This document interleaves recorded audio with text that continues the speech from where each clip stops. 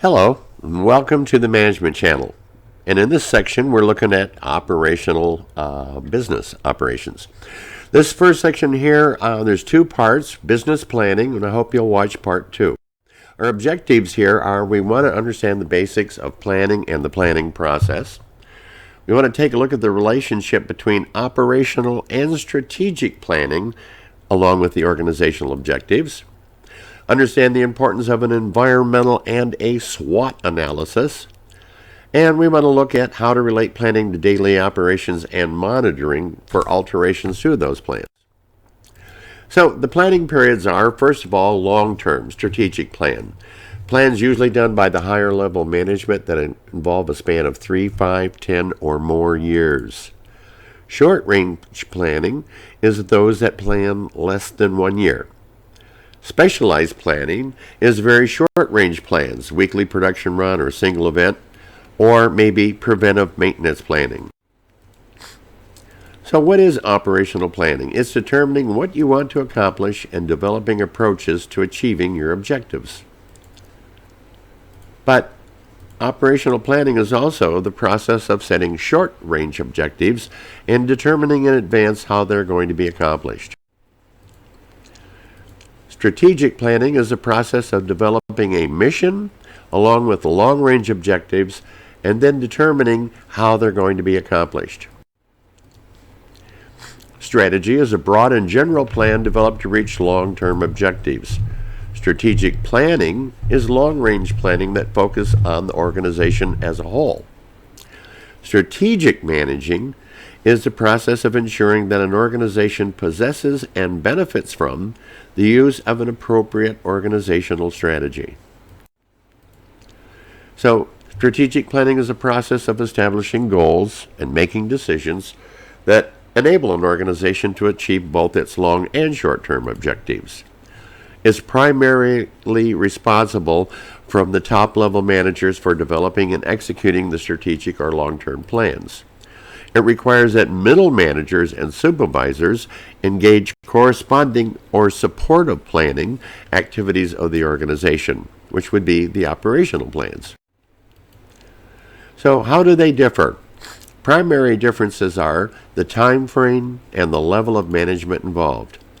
Strategic planning involves developing a mission and long-range objectives and plans, usually at the higher level. Operational planning involves short-range objectives and plans. Upper-level managers develop strategic, lower-level managers develop operational plans. There are 3 levels of strategic planning. There's the corporate level, the plan for managing multiple lines of business. There's the business level, or the plan for managing the one line of business. And the functional level, the plan for managing one area or department. There are 2 primary methods. There's the grand strategy, which is an overall strategy for growth, stability, or turnaround and retrenchment if necessary, or some combination of all of the above. The growth strategy is concentration on horizontal and vertical integration and related and unrelated diversification. Growth makes the company more aggressive attempts to increase its size through increased sales, growing and becoming a bigger market share. Stability, the company attempts to hold and maintains its present size or maybe to grow slowly. Turnaround and retrenchment is an attempt to reverse a declining business quickly, the divestiture or liquidation of assets. Concentration, organization grows aggressively in its existing line of business.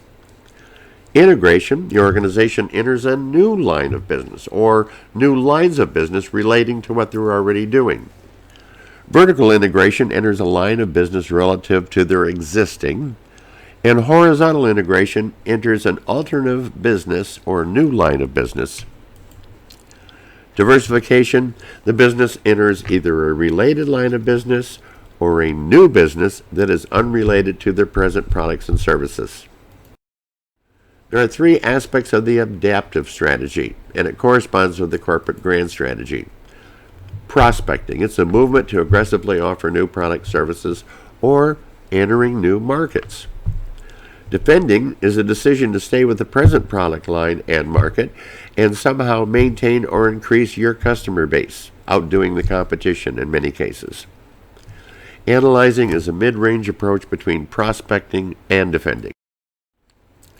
There are three aspects of the competitive strategy: differentiation, competing on the basis of features that distinguish one firm's products or services from those of another; cost leadership, the firm with the lowest total overall costs now has a competitive advantage in price-sensitive markets, therefore meaning they can offer it at a lower price and be a little more competitive.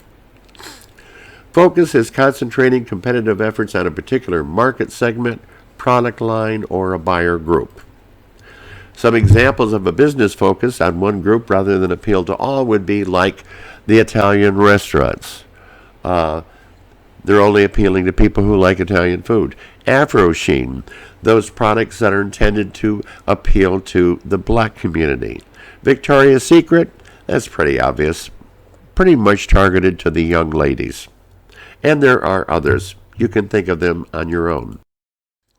There are 5 operational strategies. There's the marketing strategy, responsible for determining which products to produce, how they're going to be packaged, how they will be advertised, where they're going to be sold, how they're going to get there, and how much they're going to sell for. The operations strategy is responsible for systems processes that converts inputs into outputs. Remember, we've said that before. The human resource strategy is responsible for working with all of the other functional departments in the areas of recruiting, selecting, training, evaluating, and compensating your work staff.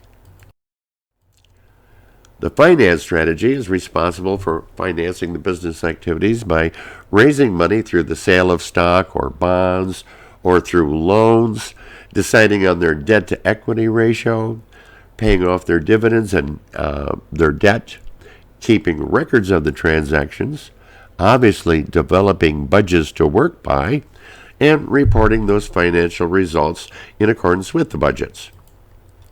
And I add purchasing, a very important part of the finance strategy. Other functional level strategies, one that's really important in many companies is the research and development. Very important to remain competitive. There are 5 steps in the strategic planning process. First one is you have to develop the mission. Second, analyze your environment that you intend to do business in. Set your objectives or goals. Develop your strategies to obtain those objectives, and then implement and control those strategies. 5 sequential steps for strategic management is the environmental analysis, establish of a direction for the organization, formulating a strategy, implementing the strategy, and then controlling the strategy. The environmental analysis is the study of the organization's environment to pinpoint those environmental factors that might significantly influence your operations. The environment of the organization is divided into 3 distinct levels: the general environment, the operating environment, and your internal environment. Situation analysis is one that focuses on the features in a company's environment that most directly affect its options and its opportunities, its threats and its weaknesses. The industry and competitive situation analysis is used to make decisions regarding which lines of business to enter and exit, and how to allocate resources along those lines of business. Company situation analysis is used at the business level to determine the strategic issues and problems that need to be looked at and addressed through the 3 main steps in the planning process. Step 1. The external environment that contains components specific and provides immediate implications to the managing of the organization. The one that is best and most widely used by most businesses is the Porter's 5-force situation analysis. It looks at rivalry among competing sellers in the industry. Who is your competition? What are they doing? How competitive is that situation? Threat of substitute products and services. Example, Nestea was the first one to come out with bottled flavored teas. And then Snapple came along. And now, as you know, there are 4 or 5 different companies who've gotten into the flavored iced tea market. We want to look at potential new entrants. Can there be even more new competition? What is the power of suppliers? Do we only have one major supplier, or are there many to choose from? Are we going to do a sole partnership, or is there a threat? Are there multiple options? And the power of buyers. Is there only one major customer, or are there potentially multiple customers? In the case of Victoria's Secret, it's pretty much the young ladies 18 to maybe 30. The Afro Sheen products are not intended for the Caucasian group, but are intended more for the black community. So, what major customer are you addressing your product to? So the parts of a situation analysis, assessment of the present strategy based on your performance. What are the strengths, weaknesses, opportunities, and threats, which we call a SWOT analysis. You'll see more on that in a moment. Then you take an assessment of the competitive strength and identification of your competitive advantage. Then you reach conclusions concerning competitive position. How is the business doing compared to the competition? Are we beating them, staying even with them, or are we falling behind? And then the determination of the strategic issues and problems that need to be addressed through the strategic planning process. There are 2 main models of the competitive advantage analysis. 1, core competency. It's your functional capability, your strength, what it is that you do well, and one that creates a competitive advantage for your firm. Sometimes it's the brand, the branding, something that's been around longer than the newer ones, and that draws customers to you. There's also what's called benchmarking. And this is the process of comparing your products and services and processes with that of your competition. Is benchmarking an ethical practice? Some say it is not. Many say it is, because this is a free market, and we have the right to jump in there and try to make the same products and take away some of that market share. So benchmarking means looking at what they're doing, what are they doing well, and how do we meet or beat that. So the general environment is a level that contains components having broad, long-range implications for manning the organization, and it includes the social component, which is the part that describes the characteristics of society in which they exist. The political component, you can't forget that, the portion related to any governmental affairs and regulations. And legal component. What are the laws, regulations, and rules regarding selling your product or service? It also includes the technology component, new approaches and mechanisms to producing goods and services. And if you're going to go outside the country, the international component, all factors related to the international implications of operations. Step 2, establishing an organizational direction. You want to determine the mission, develop a mission statement, what's the importance of that organizational mission, and then show a relationship between the mission and your objectives. The mission statement basically is the reason or purpose for being, and it's defined in the mission statement, relevant to all stakeholders. Stakeholders are employees, customers, shareholders, suppliers, your board of directors, the government. And so the mission statement states what business the company is in now, states where the company is going to be in the future, creates a vision of where the company is headed, stating both how and why. And I invite you to Google search some of the mission statements. See which different mission statements are out there. Coca-Cola has a unique one. We're going to show you Starbucks in a moment. So the mission statement's envisioning is a statement of the organization's basic philosophy, their purpose, and their reason for being. Visioning is management's view of what the company should become. It reflects the firm's core values, priorities, and goals. Starbucks' mission statement is pretty short and simple. to inspire and nurture the human spirit, one person, one cup, and one neighborhood at a time. Pretty unique, right? Step 3, strategic formulation. The tools. Critical questions analysis.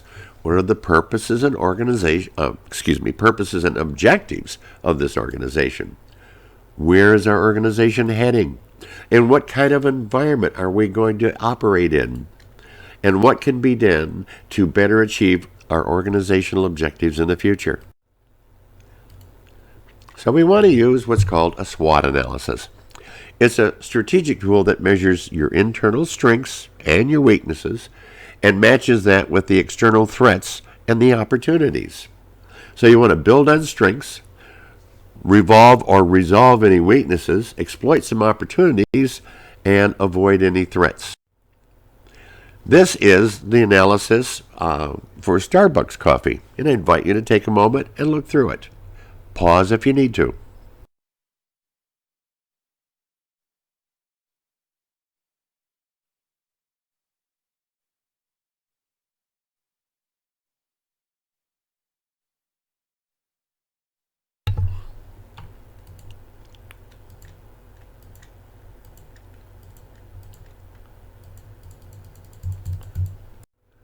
Step 3 again, assemble your SWOT team. You want to create and analyze your situation. Gather up your marketing team and decide which is the areas that you want to analyze. I'm going to let you see a video here on how to create a SWOT analysis.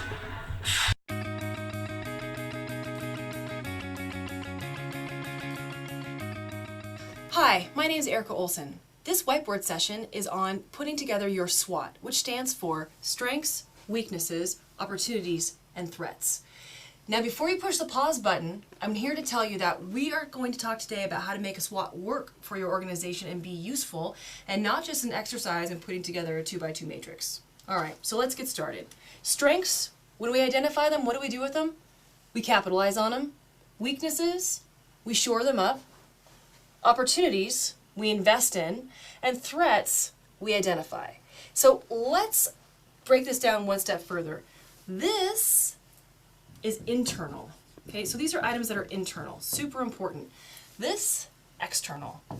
The minute we confuse the two, we have a big mess on our hands and the SWOT is no longer useful. So let's address a confusing point. Yes, weaknesses are also opportunities. People don't like that language all the time, so if you don't like the word weakness, call it area of opportunity, okay? But the point is, stuff that we can control and stuff that we cannot control but we can impact. Big difference. So let's talk about the internal side for just a moment.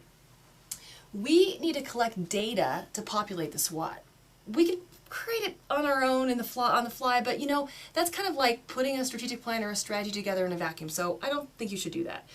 We want to get information into the SWOT based on customer feedback, your surveys, focus groups, however it is that you gather that, employee information via an employee survey, and we're looking for things such as specifically capabilities. What capabilities do we have that are strengths or weaknesses? Resources, money, brand, building, assets, that type of stuff that we have or don't have that are working for us. And processes, things that we do, those internal processes that we do that are either great or not great. For example, a lot of times people think a weakness is communication. Communication, of course, is a process. Kind of a nice way to think about that, ends up in the weakness box. Let's move over to opportunities. External, what are we looking for? We're looking for secondary data that tells us something about our environment. Okay, what are we talking about there?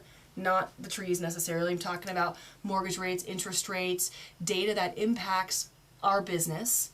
That's the environmental information. That's secondary. Industry data. Okay, so what's happening in our industry? Maybe from your industry associations, that type of thing.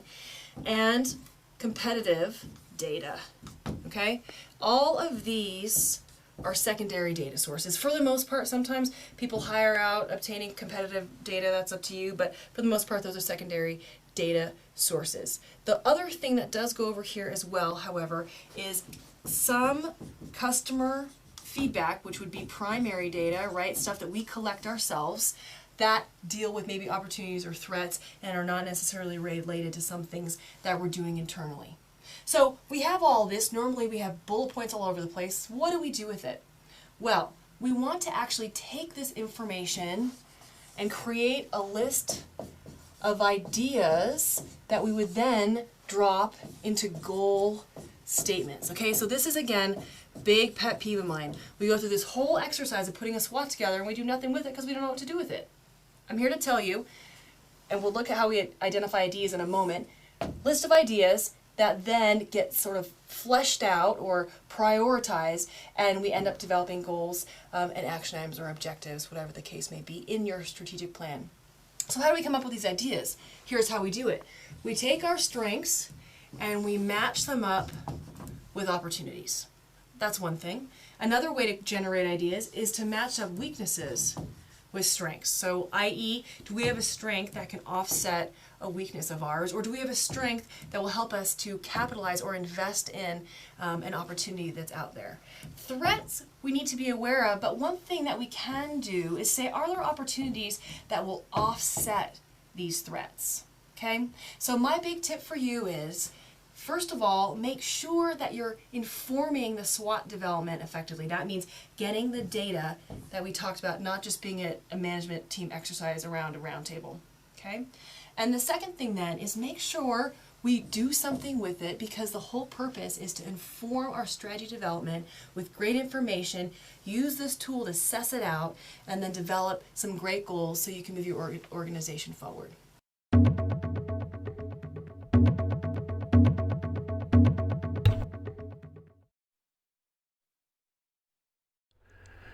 Continuing onward, the strategy formulation of the tools. Step 3, the business portfolio analysis, is the strategy that should be planned the same as investment portfolios.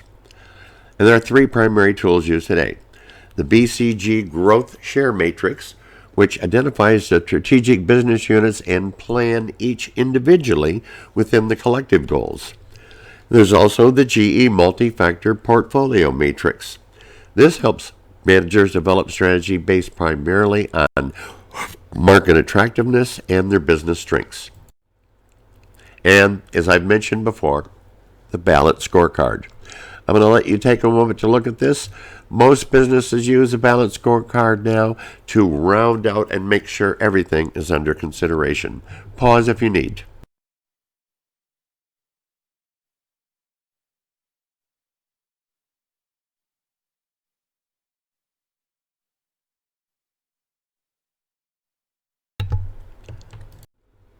So in review here for step 3, differentiation is competing on the basis of features that distinguish you, your products, and your services from your competition. Cost leadership. If you have the lowest cost, you're able to offer your products at a lower cost and perhaps outbid your competition. And then focus, concentrating on one major line of business, as we mentioned earlier. Growth is a company makes aggressive attempts to increase its size through increased sales. Stability, the company attempts to hold and maintain its present size to grow slowly. And turnaround and entrenchment, an attempt to reverse your declining business or divest yourself of a business that is not prosperous. Step 4 is interacting skill, your ability to manage people during implementation, very important. And your allocating skill, the ability to provide organizational resources necessary to implement a strategy. Monitoring skill, your ability to take the data and information you get to determine whether a problem is arisen that might block your implementation of your plans. And organizing skill, your ability to create a network of people throughout the organization that can help solve implementation problems as they might arise, particularly in the area of change management. Step 5 is strategic control. The final step, monitor, evaluate, revisit, revise your plan if needed. Check all your steps to ensure that all is compatible and functioning properly. If not, step back, revise, and move forward. Thank you for watching this part 1. I hope you'll look at part 2 for more details. Have a wonderful day.